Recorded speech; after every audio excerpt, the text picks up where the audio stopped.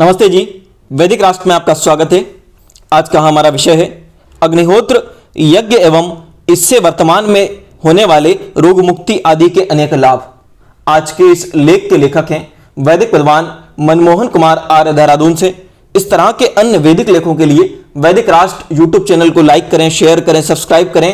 हम वैदिक राष्ट्र पर लगातार वेद के सिद्धांत और वेद के मंत्रों के व्याख्याओं से जुड़े वैदिक लेख, प्रेरणादायक कहानियां, महापुरुषों, वीरांगनाओं के जीवन परिचय, वैदिक भजन आपके लिए लेकर आते हैं। किसी अन्य विषय पर भी आपको विशेष जानकारी चाहिए वेदों के, तो आप अपना प्रश्न कमेंट बॉक्स में हमसे पूछ सकते हैं। आइए आगे बढ़ते हैं, विषय की ओर चलते हैं।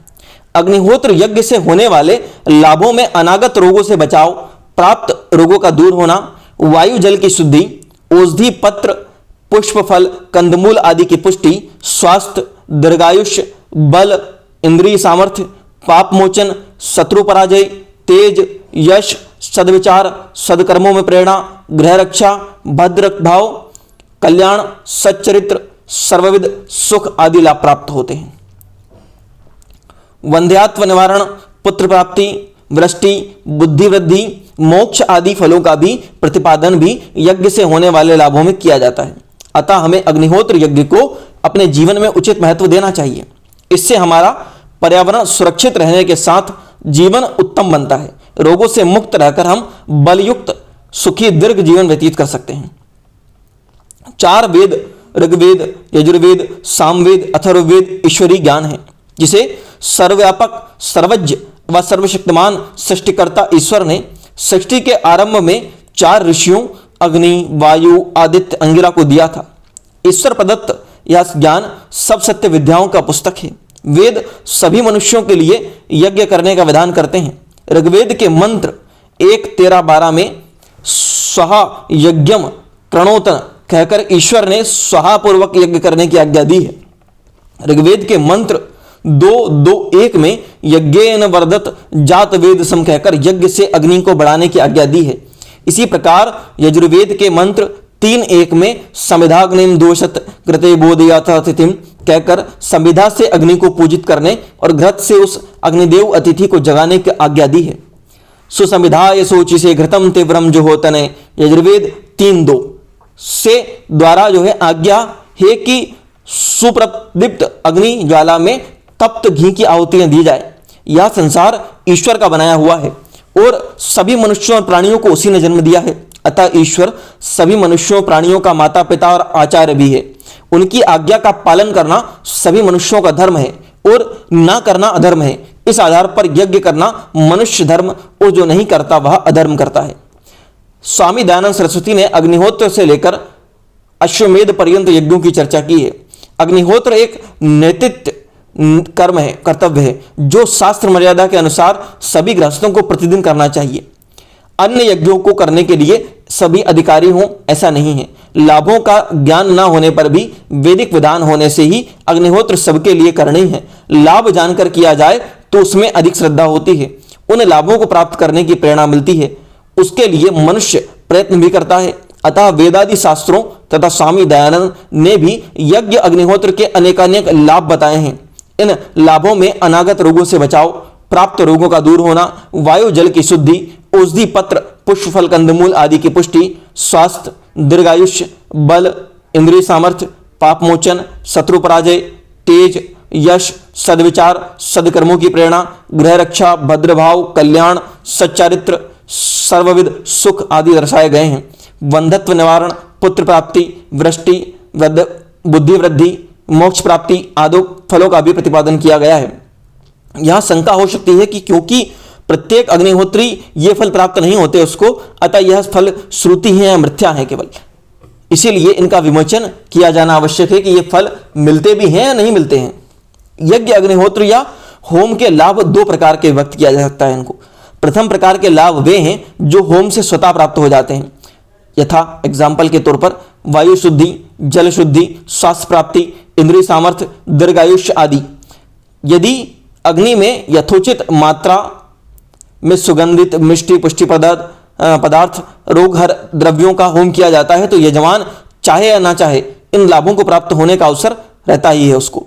शीत ऋतु में गुड़, मेथी, सौंठ, अजवाइन, गूगल जैसी साधारण वस्तुओं के होम से ही गृहस्थों को सर्दी के अनेक रोगों से बचाव मिल जाता है, छुटकारा मिल जाता है। दूसरे प्रकार के लाभ हैं जो अग्निहोत्री यजमान की इच्छा, प्रेरणा ग्रहण, प्रयत्नों पर निर्भर करता है। यदि यजमान मंत्रों के अर्थ का अनुसरण करता हुआ परमेश्वर और परमेश्वर रचित यज्ञाग्नि के परमेश्वर कृत गुण कर्म स्वभाव का चिंतन करता हुआ अपने अंदर उनको धारण करने का व्रत लेता है और तदर्थ प्रयत्न करता है, तो वह सन्मार्ग पर चलने की सद्बुद्धि प्राप्त करता है, पाप कर्मों से बचता है, सदाचारी बनता है, तेजस्वी और यशस्वी होता है, मोक्ष प्राप्ति के अनुरूप कर्म करने की प्रेरणा लेता है, तो मोक्ष भी प्राप्त कर सकता है।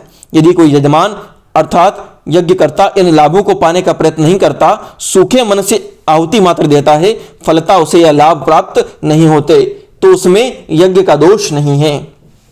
इसीलिए आपको कर्म करने होते हैं। यज्ञों का जो मंत्र है उसका अर्थ महत्वपूर्ण होता है कि आप उन अर्थों को भी अपने जीवन में उतारें, उससे प्रेरणा लें, उन अर्थों से भी यज्ञ करें। साथ साथ वेद के जो मंत्र हैं, जिन मंत्रों से आप यज्ञ करें, उन मंत्रों से प्रेरणा लेकर उनके अनुरूप जीवन को बनाएं।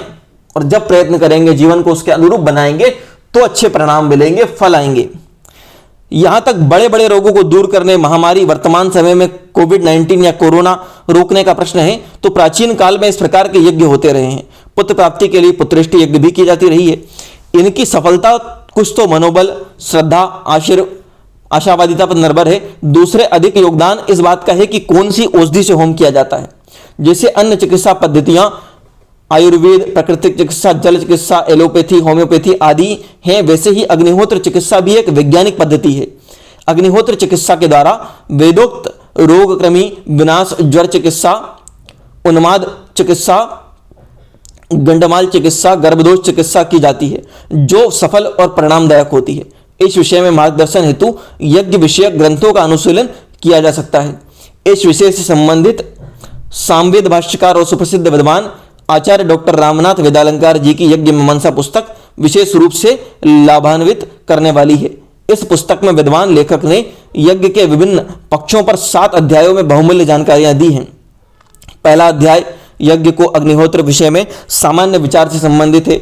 दूसरा वैदिक यज्ञ चिकित्सा सार है। तीसरा अध्याय अग्निहोत्र के प्रेरक और लाभ प्रतिपादित वेद मंत्रों पर आधारित है। चौथा अग्निहोत्र की विधियों पर आधारित है, मंत्रों की व्याख्या है। पांचवा अध्याय बृहद यज्ञ के विशिष्ट मंत्र। छठा अध्याय आध्यात्मिक अग्निहोत्र के भावनात्मक लाभों पर है। और अंतिम 7वां अध्याय अग्निहोत्र विषयक सूक्तियों पर आधारित है। इस ग्रंथ का अध्ययन करने से यज्ञ विषयक सभी पक्षों का ज्ञान हो जाता है। यह ग्रंथ सभी यज्ञ प्रेमी पाठकों के लिए पढ़ने योग्य है। यज्ञ के प्रति पाठकों में जागृति उत्पन्न हो, वह स्वस्थ रहते हुए यशस्वी जीवन व्यतीत करें, धर्म, अर्थ, काम और मोक्ष के मार्ग पर अग्रसर हों। इसीलिए यह कुछ संक्षिप्त लेख प्रस्तुत किया गया है। इस लेख की सामग्री आचार्य डॉक्टर रामनाथ वेदालंकार की पुस्तक यज्ञ मीमांसा पर आधारित है। उनका पुण्य स्मरण कर हम उनका हार्दिक धन्यवाद करते हैं। आपको अगर ये पुस्तक मंगवानी है तो नीचे डिस्क्रिप्शन बॉक्स में दिए गए नंबरों से आप हमसे संपर्क कर सकते हैं। और इस बारे में अगर विशेष लेख भी आपको चाहिए तो कमेंट बॉक्स में अपना प्रश्न पूछ सकते हैं। दैनिक अग्निहोत्र नियमित कर्म कर्तव्य है। कुछ लोग घरों में नियम से दोनों समय या एक समय दैनिक अग्निहोत्र करते हैं। कुछ लोग आर्य समाजों में होने वाले सामूहिक दैनिक साप्ताहिक अग्निहोत्र में सम्मिलित होते हैं, घर पर अग्निहोत्र नहीं करते। स्वामी दयानंद ने अपनी संस्कार विधि पुस्तक में घृत की प्रत्येक आहुति न्यूनतम 6 मासे की लिखी है। यह घृत भी कस्तूरी, केसर, चंदन, कपूर, जावित्री, इलायची आदि से सुगंधित किया जाना चाहिए। इसके अतिरिक्त सुगंधित मिष्टि, पुष्ट, रोगनाशक द्रव्यों की हवन सामग्री होनी चाहिए। समिधाएं भी चंदन, पलाश, आम आदि की होनी चाहिए। ऋषि दयानंद ने अग्निहोत्र के जो लाभ अपने ग्रंथों में लिखे हैं वे घर घर होने वाले इसी प्रकार के अग्निहोत्र की दृष्टि के रखकर हैं। इस प्रकार से अग्निहोत्र हो तो उसमें दोनों समय का यज्ञ मिलाकर काफी दैनिक व्यय होने का अनुमान होता है। इतना व्यय करने का सामर्थ्य और उत्साह बिरलों का ही हो सकता है। ऐसी स्थिति में श्रद्धा और सामर्थ्य के अनुसार जैसा भी बन पड़े होम करना उचित है। हव्य द्रव्य अर्थात हवन सामग्री 4 प्रकार के होने चाहिए, जिसमें वायुमंडल सुगंधित हो, रोगहर औषधियां भी हो, अणुओं परमाणुओं से युक्त भी हो और उसमें श्वास लेने से लाभ भी पहुंचे। जो एक काल के ही व्रत का निर्वहन करना चाहे वे ऐसा कर सकते हैं। अग्नि प्रज्वलित रहे और धुआं ना उठे ऐसा प्रयास करना चाहिए। आशा है कि पाठक यज्ञ विषयक इस लेख में प्रस्तुत विचारों से लाभान्वित होंगे। ओम। अन्य वैदिक लेखों के लिए वेद मंत्रों की व्याख्याओं के लिए, वैदिक भजन के लिए, प्रेरणादायक कहानियों के लिए, पंचतंत्र की नीतिगत कहानियों के लिए, महापुरुषों वीरांगनाओं के जीवन के प्रेरक प्रसंगों और उनके जीवन से संबंधित घटनाओं के बारे में जानने के लिए, रोचक जानकारियों के बारे में जानने के लिए आप वैदिक राष्ट्र को लाइक करें, शेयर करें, सब्सक्राइब करें, बेल आइकॉन की घंटी को दबा दें। वेद, यज्ञ या अन्य वैदिक साहित्य से विषयक कोई प्रश्न हो तो आप कमेंट करके हमसे पूछ सकते हैं।